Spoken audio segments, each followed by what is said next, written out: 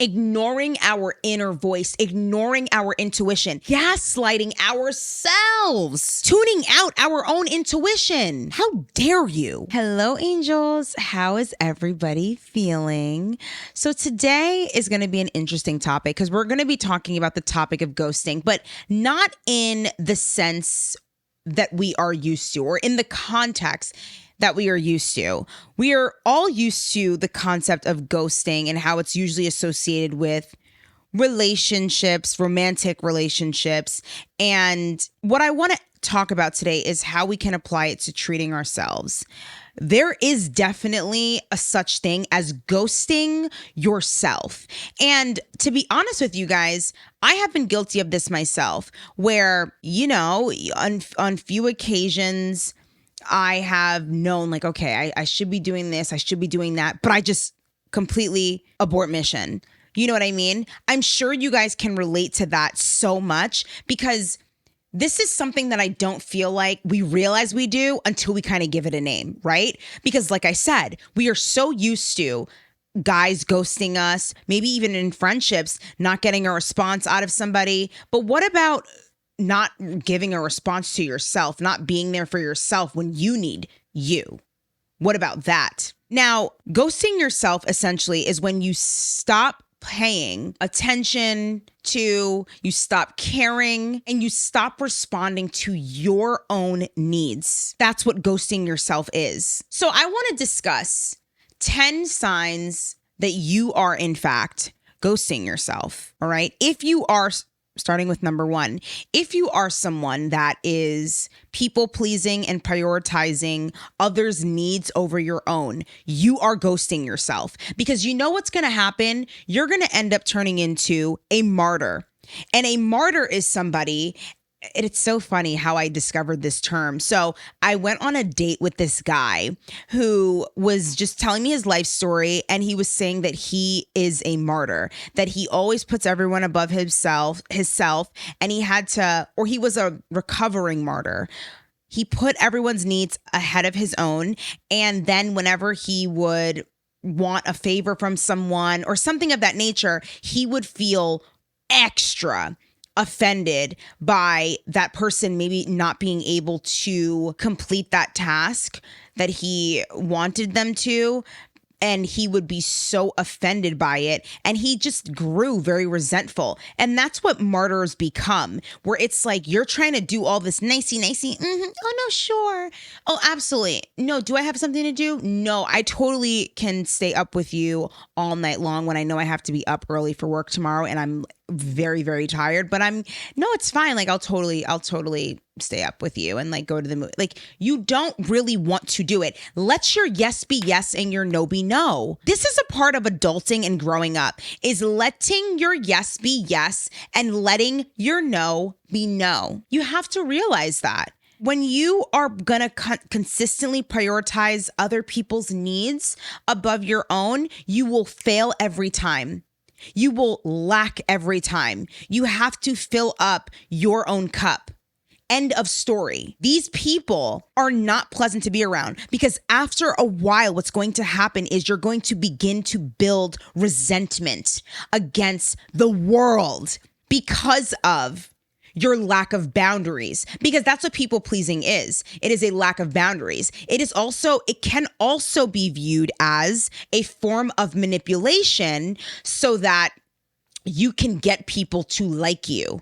So it's not rooted in great things in any capacity. So it's so important that we eradicate this part of ourselves if it is present in ourselves. Otherwise, you will constantly be in this circle jerk and circling the drain of feeling like you're burnt out, feeling like no one ever does anything for you. You're always doing for this person, but they're never doing anything for you. Don't be that person, because after a while, you have to turn around and think to yourself, is it me, Lord? Is it me? Yeah, it's you, saith the Lord. It's you, girl. Because how is it that you are able to replicate the same circumstances, different face, same case, It's you. You are the common denominator. Stop the people pleasing. Stop putting others' needs above your own, because that's going to get you into trouble every single time. Number 2, when you are ignoring your physical and your mental well-being and you are not prioritizing your self-care, you're neglecting yourself. Stop. I am speechless. Do not do that to yourself. It is all too easy, especially when you get down and all these different things. You just don't want to do certain things, and I tell you guys this all the time. It always starts off as a small thing. You go to bed one night, you don't feel like taking off your makeup, so you're just not. You're sad right now. You don't want to move. You don't want to do anything. At least go to bed freshly showered and feeling clean in the sheets. There's nothing better than getting in crisp, clean sheets. Ooh, I'm just imagining it right now. And just being so clean and your makeup is off. I sleep on my stomach. I can't imagine. I'm not even laughing, but I kind of am. I can't imagine, and all my sheets are white, going to bed with a full face of makeup on, and I'm sleeping on my face. And next thing you know, my face imprint is in the pillow. How am I going to get this out of the sheets?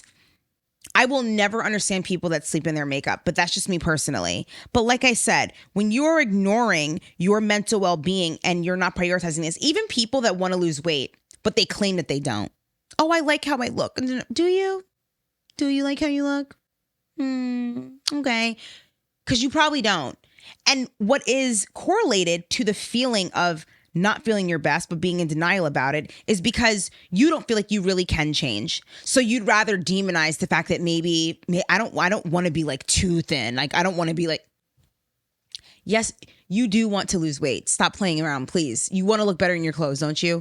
Hello. I'm not sitting here saying you only look good in your clothes if you look in a certain way, but hey, we all want to look good. We all want to feel our best. So don't sit here and kid yourself. Thank you very much. So considering that fact, it is very important that we put action toward actually reaching those goals and not ghosting ourselves. Because the interesting thing about ghosting yourself is you literally become resentful of anyone that has struggled with the same things as you, but they've overcome them. You can find yourself feeling slightly envious of those people. Oh, well, I don't understand why she's making such a big deal out of her losing weight. People do that all the time. Why? Is it because you want to lose weight and you don't think you can? I don't understand how this person thinks that having a lot of money is a big deal. It's not that serious. Not everything's about money. Okay, girl, speak for yourself. Money answereth all things. Okay, that's what I have to say about that.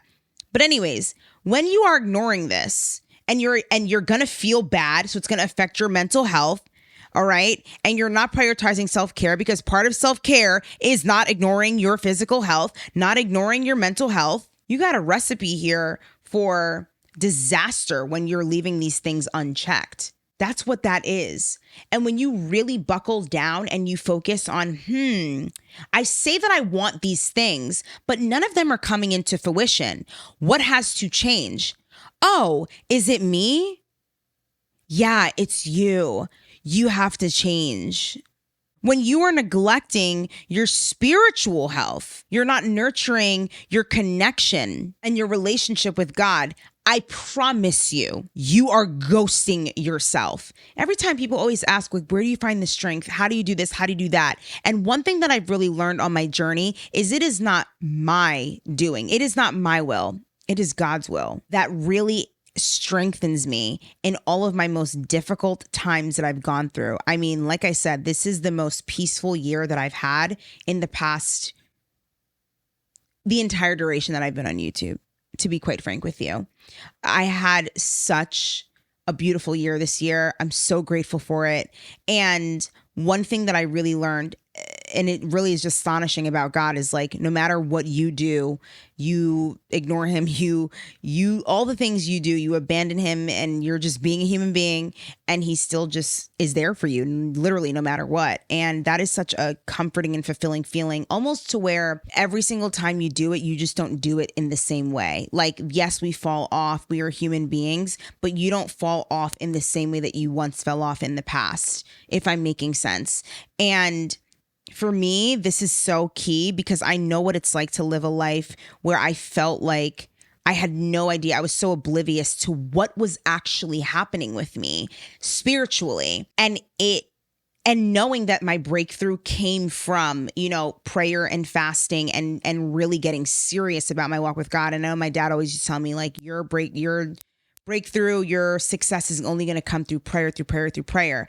And I think initially it's such a daunting task, it feels like, because it's like, what do I say? How long do I have to do it for? I don't feel like doing this. Like, what does this mean? You have all these questions, but at the end of the day, when you are neglecting the spiritual and your mental well-being, you're not nurturing your connection with God, you are going to fail every single time, because the things that are in the spiritual realm are way more real than even things in the physical realm. That's why when you are around certain people and you're like, the vibe is off, the energy is off, the energy's weird, you're wondering why that's happening. That is a spirit.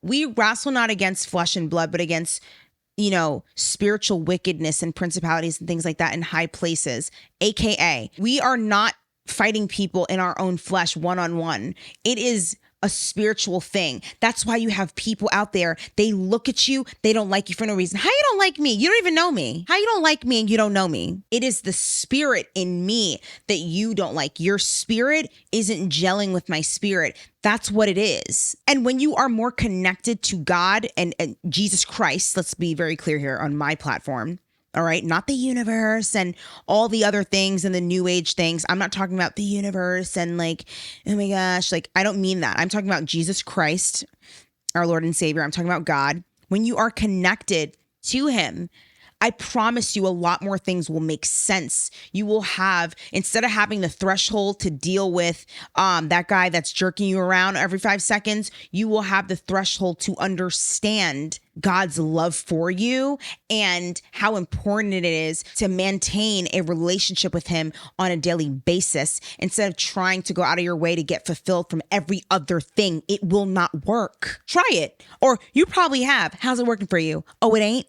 Because I know it's not. Everything we've tried, try God. Everything we've tried, but yet we don't want to try God. Astonishing. Another way that we tend to ghost ourselves is by ignoring our inner voice, ignoring our intuition, gaslighting ourselves, tuning out our own intuition and our own inner guidance, and neglecting our own wisdom and desires. How dare you? How dare you? No, like, seriously, the amount of times that we lie to ourselves, especially as women, we tend to do this a lot. We lie to ourselves before we lie to other people. That's what makes it so convincing, right? The gaslighting of ourselves. You know good and well that this man is not doing you right. This man is literally cheating on you. All right, capital C. He is cheating on you. And you're somehow unconvincing yourself of the reality of the situation. You have somehow convinced yourself that it is not his fault, but it is in fact the girl's fault. What are you, a man's girl or a girl's girl? So it's very astonishing to me that people tend to ignore their intuition so well. So much so, because this is a muscle that needs to be exercised. So much so that you find yourself not only unconvincing yourselves of the reality of certain situations, but you don't even know or trust what that voice is because you just talk yourself out of it. Oh, I think I'm just being too much. Oh, I think I'm just being crazy. Oh, I think I'm just being extra. What are you saying right now? What are you saying right now? You have to start listening to that inner voice. We have an intuition as women for a reason, all right? We have an intuition as women for a reason. You have to stop unconvincing yourselves of things. And another thing, this corresponds with being connected to God, is that you will become more confident in that voice. You're going to be more confident in that voice because you're going to understand, wait a second, this is God sending me a message. This is God protecting me from hurt, harm, and danger, seen and unseen. That's what this is. Let me tap in. Let me make sure that I'm paying attention to what's going on. Because when you don't pay attention, you're only playing yourself. You're only fooling yourself. When you're gaslighting yourself and you're letting people play in your face, that is on you. When you're ignoring your inner voice and your own wisdom and your own desires, that is you playing you. You are the common denominator. It is about taking accountability and understanding these concepts. They're going to get you a lot farther in life. All right. I'm not even trying to be negative, but I do tend to look at life from the lens of, and this is a 50-50 thing, honestly, but from the lens of, hey, like, I take full accountability for this. It is my fault. Even if it genuinely wasn't. Because you know why? It gives me that sense of power to know that I can, in fact, change this thing that happened. I can change this circumstance with God's wisdom, with God's guidance. I can change this circumstance. And you absolutely can too. It is so important that we pay attention to our intuition. I'm telling you, you guys need to start listening to that inner voice because it's going to save you. If you're getting a weird feeling about someone, something, you're getting a weird feeling about going to a certain place, tap into that. You're getting that for a reason. Stop ignoring, stop neglecting. Then you have people that are failing to recognize and celebrate their personal achievements, especially if you're the type of person that's going to dwell on your losses and your failures. You're going to ghost yourself when it comes to really celebrating you. And listen, I am very much guilty of this, where it's like, okay, like I'm proud of myself. I really genuinely am proud of myself. But okay, on to the next thing. Bigger and better goals. I'm not going to stop there. But I really have learned that it is okay to celebrate your genuine achievements and your wins. I remember when I hit 100K, and it's all I ever wanted. It's all that I ever wanted. And I finally was able to reach that goal. And when I got it, I was so happy and I was so overjoyed. And it's interesting to look back at that time in my life now, many years later, and to see how far that I've come, and knowing the things now that I was going to endure and the things that I was enduring in that time was so difficult for me to celebrate because of what I was experiencing. And I realized, like, in my mindset at the time, because I didn't realize what was happening, was, oh my, I'm so proud of myself, but on to the next thing. But there was a gap there. I still couldn't manage to feel truly what I've accomplished. I couldn't feel it in my body. Like there was some sort of disconnect, but yet I was genuinely happy. I really was happy. It's all I ever wanted. Now we have bigger and better goals, obviously. But at that time, like me just knowing how I was at that time, I will never do respond in that way again. And like I said, like hindsight is always 20/20, and didn't know then what I know now. And I just know that I'm definitely going to go about things differently and really make sure that I celebrate my accomplishments. And to my luck and to my fortune, I have been blessed with such incredible people in my life that really make sure that I celebrate my wins. Like even with birthdays, I hated celebrating my birthday. Not hated it, to be honest. That's a very strong word, but I just was very nonchalant about it. I never cared about celebrating my birthday. It's not that big of a deal to me. Like everyone has birthdays. It's my day. How can anyone feel this joy for me? And now that I say it out loud in hindsight, it sounds so pessimistic. But in my head, the way that it was translating to me was, no, it's fine. Like everyone shouldn't be obligated to show up for me. And mind you, I'm someone that has a lot of friends, a lot of connections that I have to nurture. And I just never really, I felt so guilty almost. Let me know if you can relate to this feeling for like people showing up for me for a dinner and all these different things. Cause I loved knowing that my friends were willing, and that alone is just good enough for me. I didn't actually need them to, set aside time and like, I guess like actually show up for me. I didn't realize like how incredibly blessed that I am for having people in my life that are like that are like, listen, girl, you're not going to celebrate, but we going to celebrate for you. End of story. And that really like taught me, especially since I was 25 years old, it really taught me to be okay with being celebrated and to also celebrate my wins. Another way that we tend to ghost ourselves, and this is huge, is not taking advantage of opportunities, okay, for self-reflection. Like I said, that solitude that I feel like we desperately need, especially people that tend to be serial monogamous. You mean to tell me that you've been in a relationship for the past 8 years? I'm not talking 8 years of one person. I'm talking about you've been in a relationship. You've had about 3-4 boyfriends in 8 years, and you're just going from relationship to relationship to relationship. You're neglecting to have that self-reflection. You're neglecting to have this, to engage in self-improving behaviors. You're avoiding the introspective process that should come after a loss and a failure instead of self-deprecation. That's the reality of the situation. You have to be able to take advantage of the fact that you have solitude. When you get broken up with, or maybe you are not in a relationship anymore, maybe you broke up with that person, that is not the time to go get under someone else. I don't know who told you that, but that is not the time, okay? You should be really reflecting, what was that relationship here to teach me?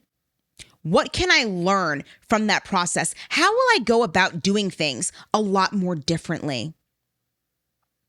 How can I take this loss and turn it into a win? How can I shift my perspective the next time something similar happens to where I don't feel like I'm spiraling? Because I know that I have to fail forward. I have to fail forward. Every time you fail, you are coming from a place of experience. You're not starting over. You're coming from a place of experience. That's what you guys need to know. It is not about, oh my gosh, like this didn't work out for me. This is the end of the world. No, it is not the end of the world. It will be if you feel like it is, though. Because whatever you believe, whatever your perception is going to alter your reality. That is how you're going to view your reality. You think everyone's out to get you? Well, then, yeah, they are. I guess so, right? No, they're actually really not. But if that's how you're feeling, well, then who am I to convince you otherwise? We have to stop avoiding doing the work. And it's like, it's perpetually astonishing to me, I have to tell you, because it's almost like we want people desperately to find us so interesting that they fix all of these problems for us instead of us doing it ourselves. This is a part of wanting people to just step in and come and rescue you when we have to learn how to be our own rescue. That's where that comes from. Wanting people, because I know the feeling, if I just get help in this area, and like you just want to put the burden on somebody else. And you can, Jesus. But you want to put it on human beings that are going to fail. We are flawed. They're going to fail every single time. This is what you choose to put your faith in. Not that we shouldn't have faith in humanity. That's not what I'm saying. But you're putting all your eggs into the basket. You're trying to make someone responsible for fixing you. And it does not work like that. Charity starts at home. You cannot go about your life waiting for people to just come in and completely shift the paradigm of your entire life, shift the trajectory of your life if you're not in the proper place for that to happen. And in the context of failure and loss and being introspective, you are not in that position. You have to fill your own cup up first. Then, because imagine, who wants to bring problems to someone else? I'm just going to wait around till this gets fixed, till it becomes someone else's issue. No. That's not how it's going to happen. Don't avoid doing the self-work. Stop avoiding it. Stop avoiding it. Stop avoiding it. And another way that we tend to ghost ourselves is when we hold on to grudges and resentment. Poison, holding on to resentment is like drinking poison and expecting the other person to die. Oh, I have a lot to say about holding on to grudges and resentment, because I have been on the side of people holding on to things that honestly have never even existed.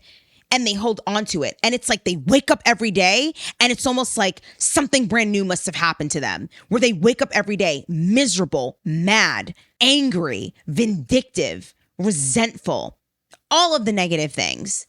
They wake up like that. How do you wake up like that?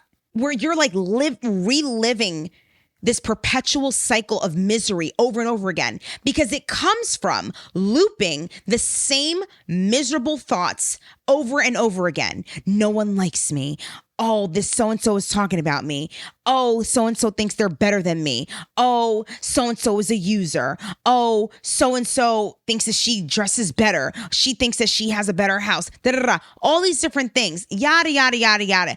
It's ridiculous. Cut it out. Seriously, when you are holding on to grudges and resentment, okay, you are only poisoning yourself. This is why they say when you seek revenge, be prepared to dig two graves. Because you, like I always say, you got to get lower than the person. There's no such thing as getting even with this. People that have a lens on the spirit, because that's what it is, of offense, is you can't say anything to them without them taking it out of context. You could say, oh my gosh, I think I have those. I love those shoes. I literally have those shoes. Why'd you have to tell me that you have them too? So you couldn't just simply tell me that you liked my shoes. You have to say, oh, I have them too, to make it seem like, oh, I'm trying to copy you. Like, what are you trying to say? What are you talking about right now? Like, do you hear yourself when you speak? Like, there are some people that are so disgustingly, disturbingly miserable in life that they cannot share happiness for other people. They are the type of people where they sit at home all day long and they scroll through social media and they're just literally judging everyone in their heads and gossiping about people all day long. And then these people create imaginary like wars in their head and they start to post subliminals about people all the time. These are the people that are in these octopus-like dynamics where if they're not at war with a friend, they're at war with a boyfriend, they're at war with another woman over a man. They're constantly living this life of perpetual battle. There is no peace in their life. And that's what happens when you decide to hold on to grudges and resentment, is you just become a miserable person. Stop drinking poison and expecting someone else to die. You have to let it go. Okay? You need to let it go. There's no way to get over it. No one cares. God cares. But other people in life, things go on. Life moves on. Nobody cares. Get over it. Because that's the name of the game, baby. It's called resilience. That's the name of the game. If you're going to just fall over and kilt over at every single minor inconvenience, and hey, even the major ones too, you have to prevail, okay? Like, life is bigger. There are more things to be upset about. There's always something to be grateful for. But one thing I can't stand is a miserable person, because they will drag you down. And this is the thing that people don't talk about. When you hang out with people, you are the sum of the 5 people around you. When you hang out with people that are miserable, they always have something to say about something, okay? They always have something to say. You're going to become just like them, all right? You're a competitive person. You're around someone that's constantly competing. They're always comparing. Watch how your language begins to shift and you start to view things from their lens. Oh, well, yeah, I mean, she could have wore something different. I mean, I don't even know why she even wore that in the first place. Or, yeah, like, I'm not like this, but like, they're like that. The spirit of comparison all the time. You're always competing. It's very obvious. I don't think some of you realize how obvious it is that a lot of you are always comparing yourself to other people. It's very obvious. We don't let you know this, but just know that we know. The ones that know. If you know, you know. Okay? End of story. But it baffles me that people really think that they're going to get far being fueled by the emotion of anger. There's a time and a place for everything. But you mean to tell me that you are thriving and living your best peaceful life in the Holy Ghost and you're spewing out hate? You're trying to make people's lives miserable. You're spreading lies, gossip, planning deceitful, things about them. You're trying to remove someone out of a place of promotion. You're trying to suppress the rivalry and you're spreading rumors about someone so that no one else is going to like them. You're going around to anyone with a listening ear trying to gossip about someone because you don't want other people to, like the other individual. Get help. Get help. And remember that quote that I said. Resentment is like drinking poison and expecting the other person to die from it after drinking it. Neglecting your personal values and compromising your integrity is ghosting yourself. Let your yes be yes. Let your no be no. You said you don't want to do X, X, and X. You're not doing it. You're not doing it. don't do it.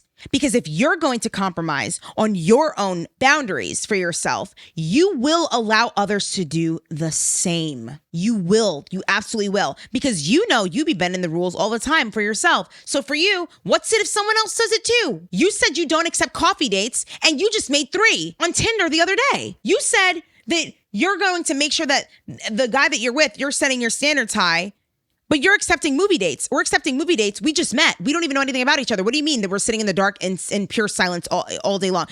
I don't even know you. You said that you're going to make sure that you're going to be driving so that you make sure that you're safe instead of giving everyone your address and they're Ubering to your house all the time. You said you're going to stop. You're not going to drink on the first couple of dates because you want to make sure that you are getting to know someone and you're being sober-minded as you're getting to know them because you know that you tend to get a little sloppy drunk. And next thing you know, well, your inhibitions are lowered and you find yourself waking up and thinking, what have I done? That's what you said. You're neglecting yourself and you're not expecting other people to neglect you too.